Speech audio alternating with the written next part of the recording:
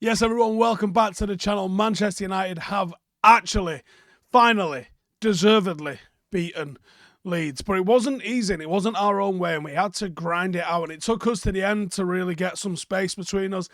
Marcus Rashford, I can't believe the form he's in all honesty. And Garnacho actually silencing some of the haters, a lot of which are in the Manchester United fan base. And I swear I don't get it. During the game on Wednesday against Leeds at Old Trafford, I was talking to people around me, and we thought that Garnacho was having a bright game. That's what you want from your 18-year-olds. You want them to be positive. You want them to be brave. You want to encourage that sort of stuff from your 18-year-olds. You don't want to be getting on the backs of your 18-year-olds. You know, this isn't...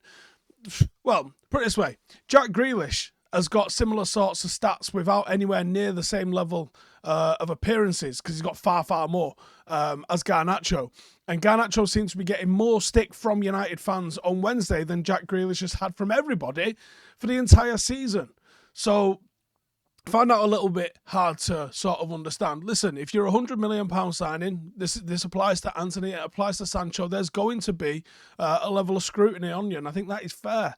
When you're a prospect coming through the academy and you're doing pretty good, I don't necessarily agree with that. I think you're a rookie until you're 50, 75, 100 games in.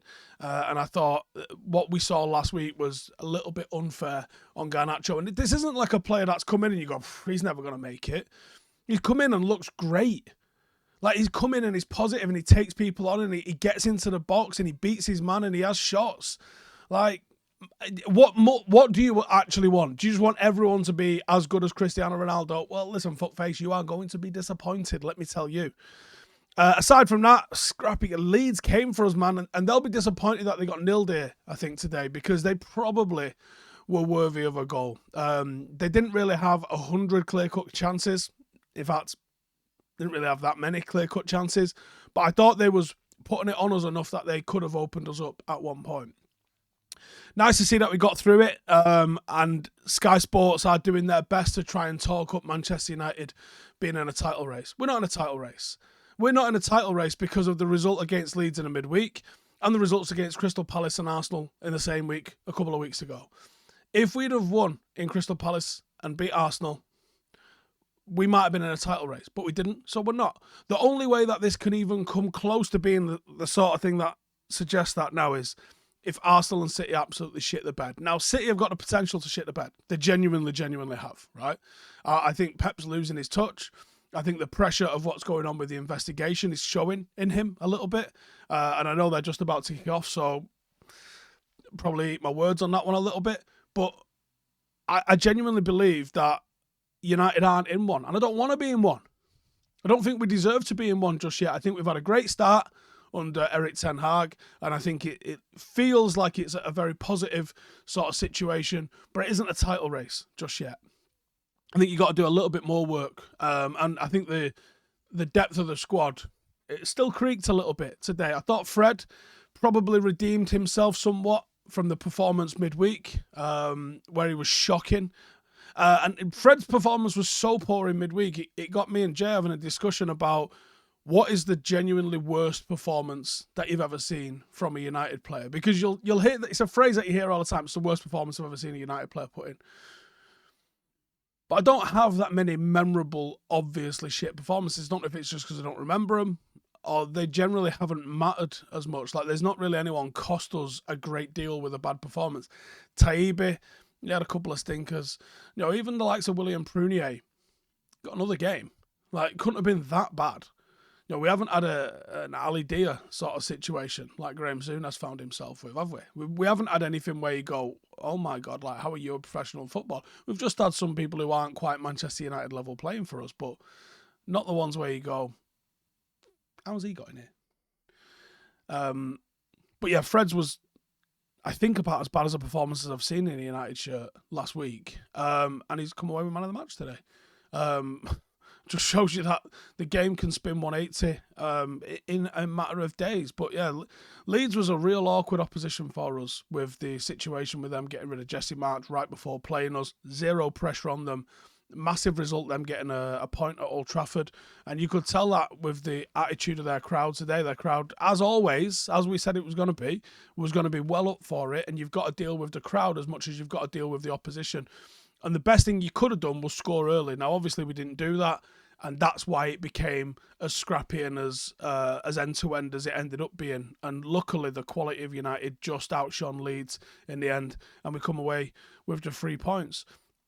I'm not going to sit here and say title race. I'm just not, because I just don't. I think we're going to have more points dropped. More disappointing performances where you probably deserve a win, like we did against Leeds, and you probably should have hung on for a win, like we should have done against Crystal Palace. And we were probably worthy of a draw, but I don't think we really beat Arsenal. So I think that would have been a fair result. But because of those, and because of some of the points dropped earlier in the season, we're not in a title race. We're just not. Look how poor the second string is compared to those first sort of like 10, 11 players, and even that could be argued. We're just not at it yet. I think, as I've said all along, pick up a pot or two, one of the trophies, and I think the EFL represents the best opportunity for that, being we're in the final for it already. I think if you manage to get over the line in that, and a strong finish in the league, just don't whimper over the line as soon as you're mathematically confirmed inside the top 4, but keep pushing. And even if you finish 6, 7 points off whoever wins it in the end, that's enough to have a bit of a look around the dressing room and go, right, who's got the fucking stones to take it to the next level? Who out of you lot here thinks that you can go another gear and we can cut the mistakes out and we can turn some of those last-minute draws where we've been penned back into wins, or we can get that third goal at home to Leeds and win the game after going 2-0 down. That's what we've got to have. We haven't quite got that depth or that quality yet. The spirit's getting there. And I think after the World Cup, the spirit's been absolutely sensational from United. And the mere fact that Sky Sports are talking about a title challenge 7 months after the guy started work just shows you the weight of the job that Erik ten Hag has had to deal with.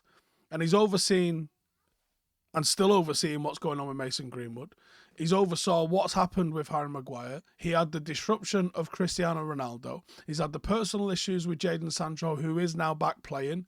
Wasn't a 10 out of 10 performance today, but he is back playing. So that's a huge positive for Ten Hag.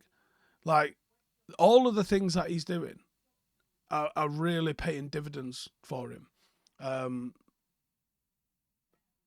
And all we haven't really seen yet is stellar performances from Sabitzer and Weghorst, who we got in on loan because the owners that we've got are shite and they wouldn't sanction any money for us because they're trying to sell us.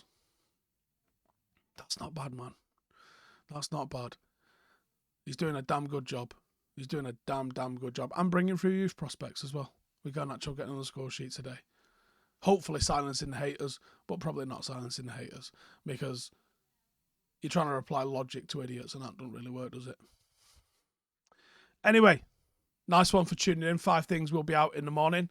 We've also got a video having a bit of a look at Liverpool, obviously ahead of their game with Everton tomorrow night. So stay tuned for that. Make sure to subscribe, and I'll see you lot in the next one. Laters.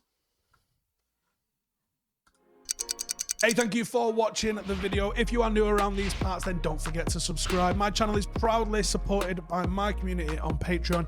If you'd like to get a little bit of extra content, a Discord group, meetups, 5-a-side games, weekly podcasts, behind the scenes, and even an occasional bit of transfer news as and when I get it, then for the price of a pint, you can show your appreciation for the content that we make and get some goodies for doing so as well. Check the link in the description or click the button right here. You'll also find all of my socials here too if you want to follow me on any of those platforms.